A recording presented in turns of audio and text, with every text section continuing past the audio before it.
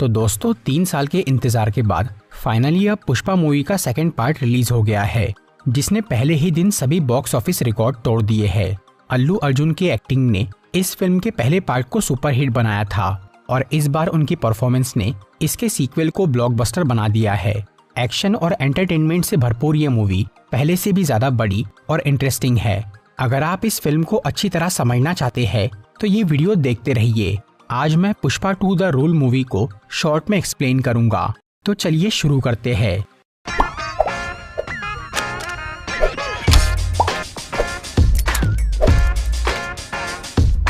Movie की starting में पुष्पा को एक सपना दिखता है कि उसने अपना लाल चंदन जापान देश को सप्लाई किया, लेकिन उन लोगों ने इसके पैसे नहीं दिए। इसकी वजह से पुष्पा जापान जाता है और उस गैंग से लड़ता है जिन्होंने वो माल खरीदा था, लेकिन लड़ते वक्त पुष्पा को गोली लग जाती है। इससे उसे अपने बचपन की एक घटना याद आती है जब वो ऐसे ही पानी में गिरा था, और तब इस भयानक सपने से पुष्पा की नींद खुल जाती है। तो अब बात करते हैं असली कहानी की। इस फिल्म की स्टोरी पार्ट 1 के कुछ टाइम बाद की है। अब पुष्पा की श्रीवल्ली से शादी हो चुकी है और सिंडिकेट का लीडर बनने से उसकी इज्जत और कमाई बहुत ज्यादा बढ़ गई है। दूसरी तरफ पुलिस ऑफिसर भंवर सिंह शेखावत, जिसे पुष्पा ने बेइज्जत करके उसके कपड़े उतारे थे और उसे रिश्वत देने से मना कर दिया था, वो अचानक कहीं गायब हो जाता है, जिससे सबको लगता है कि वो शर्म के मारे नौकरी छोड़कर भाग गया, लेकिन वो असल में बदला लेने की तैयारी कर रहा था। फिर एक दिन शेखावत अपना भेष बदल के पुष्पा के मजदूरों के साथ जंगल चला जाता है और वहाँ लाल चंदन की कटाई करने लगता है।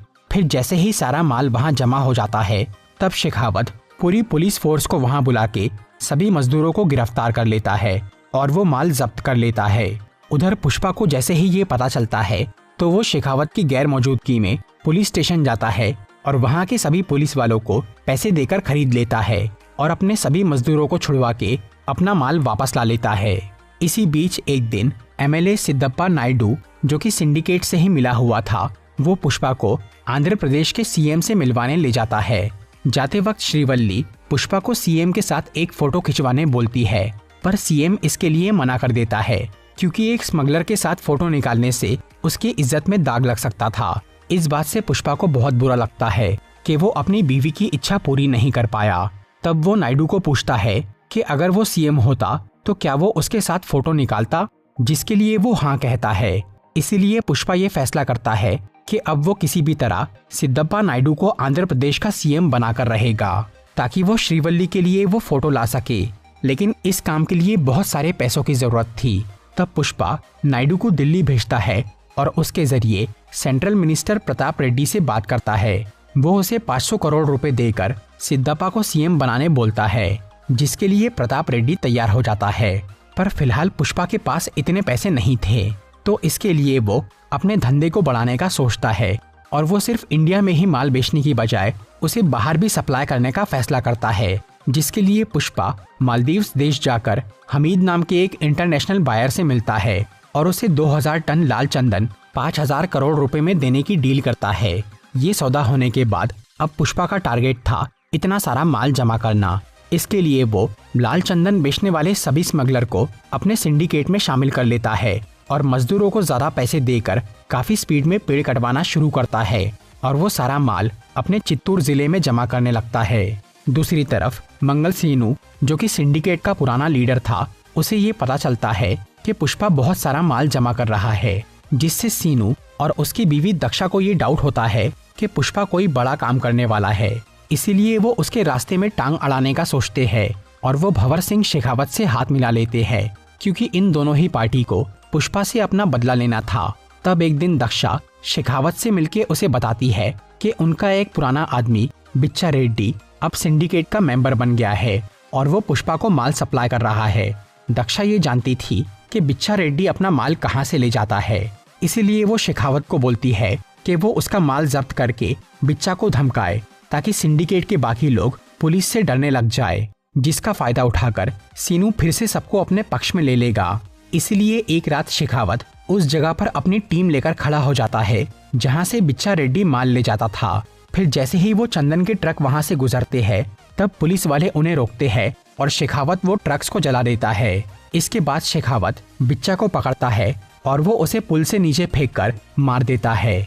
तब दक्षा और सीनू वहां आकर उसे बोलते हैं कि उन्होंने सिर्फ उसे डराने के लिए कहा था, लेकिन शेखावत उन्हें कहता है कि अगर वो बिच्चा को डराता तो इससे ज्यादा फर्क नहीं पड़ता था, पर उसके मरने से अब पूरा सिंडिकेट उससे डरेगा।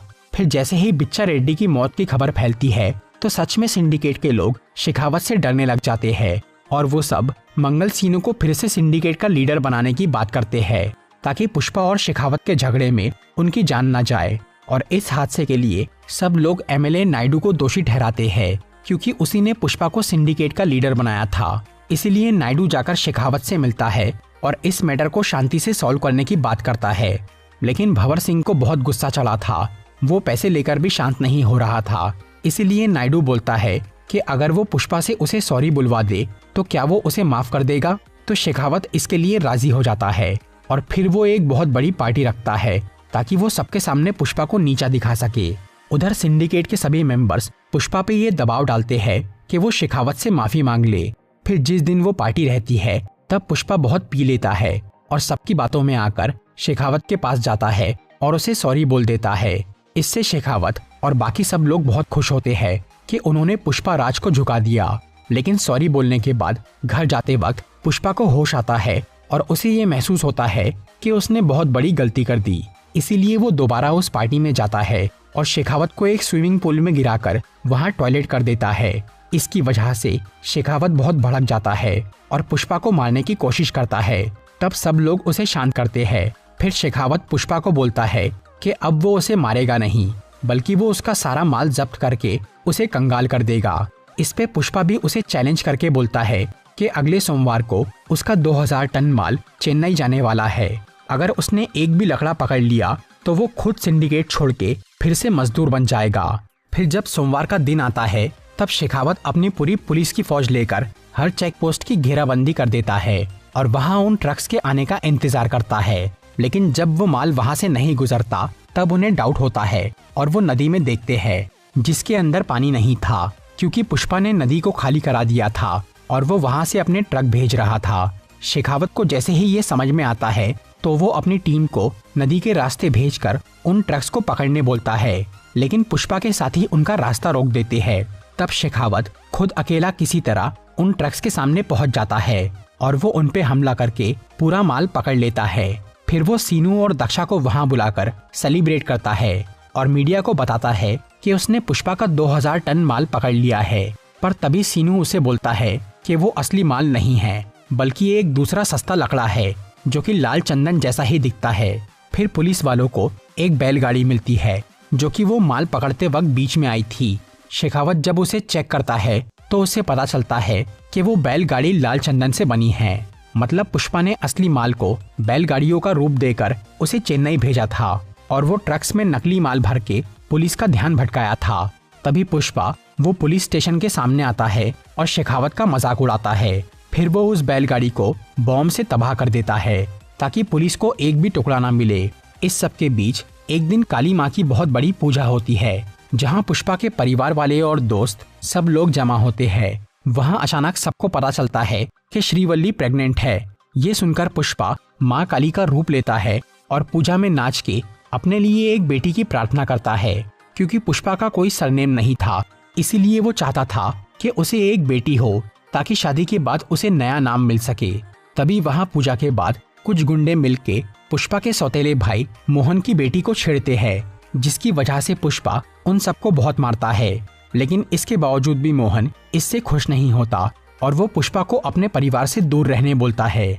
तब श्रीवल्ली मोहन की बहुत बेइज्जती करती है और वो लोग वहाँ से चले जाते हैं। इस सब के बाद पुष्पा अपने माल को चेन्नई से आगे रामेश्वरम भेजता है जहाँ से वो चंदन श्रीलंका जाने वाला था और वहाँ से मालदीव्स का हमीद उसे दूसरे देशों में बेचने वाला था।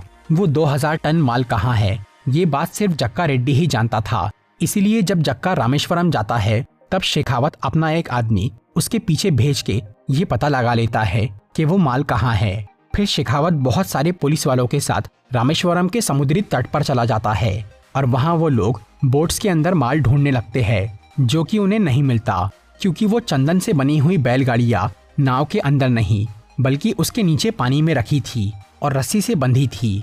इसीलिए जैसे ही वो पुलिस वाले बोट से बाहर आते हैं तब वो नाव वाले उस माल को लेकर श्रीलंका की तरफ बढ़ने लगते हैं, जो कि वहां से पास में ही था। शेखावत उन बोट्स का पीछा करता है, लेकिन वो लोग बॉर्डर क्रॉस कर लेते हैं। उन फिशिंग बोट्स को बॉर्डर क्रॉस करना अलाउड था, लेकिन इंडियन पुलिस वाले वहां नहीं जा पाते। फिर वो सारा माल श्रीलंका पहुंच जाता है, जिसके कुछ दिनों बाद हमीद पुष्पा को 5,000 करोड़ रुपए दे देता है, जिसमें से 500 करोड़ वो सेंट्रल मिनिस्टर प्रताप रेड्डी को भेजता है, जो कि सिद्धप्पा नायडू को आंध्र प्रदेश का सीएम बना देता है।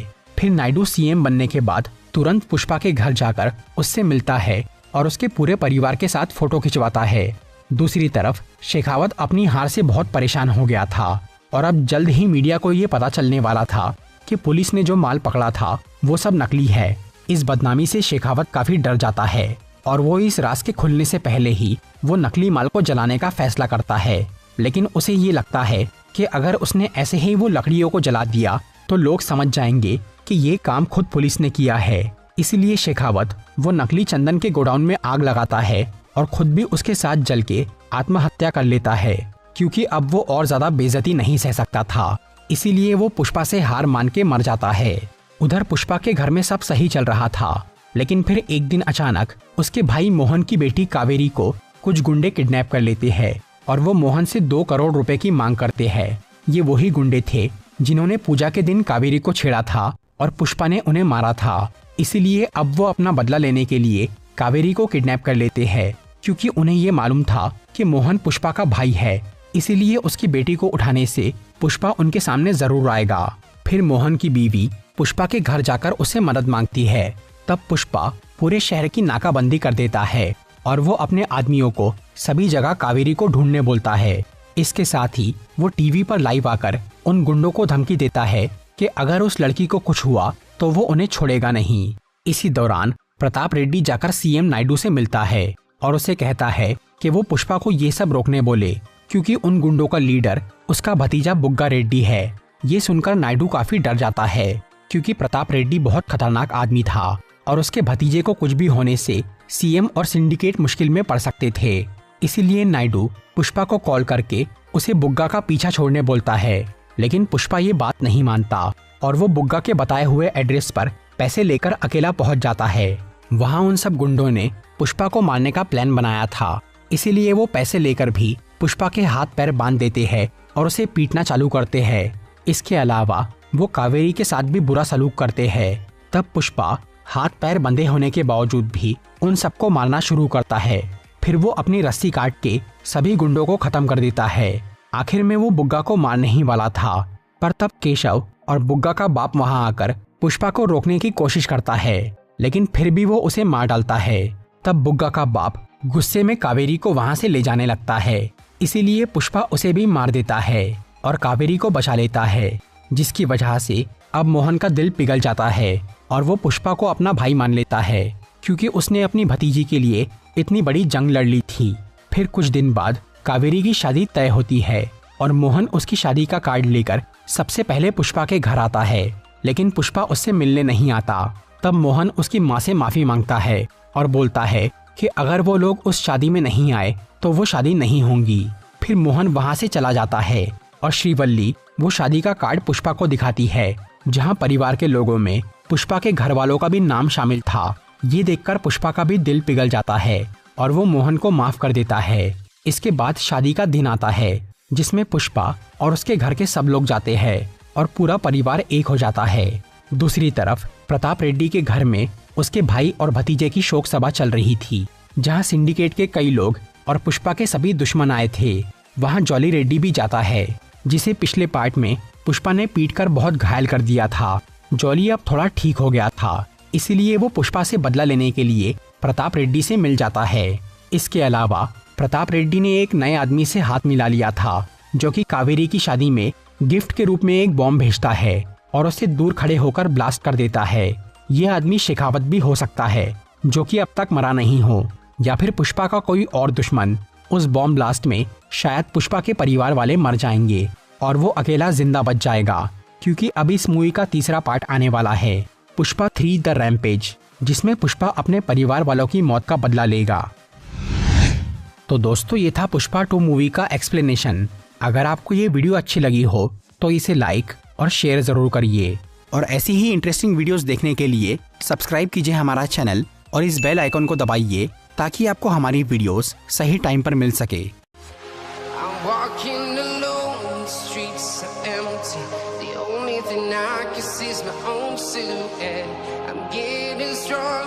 Step by step, the clock is ticking, but there's no time for me.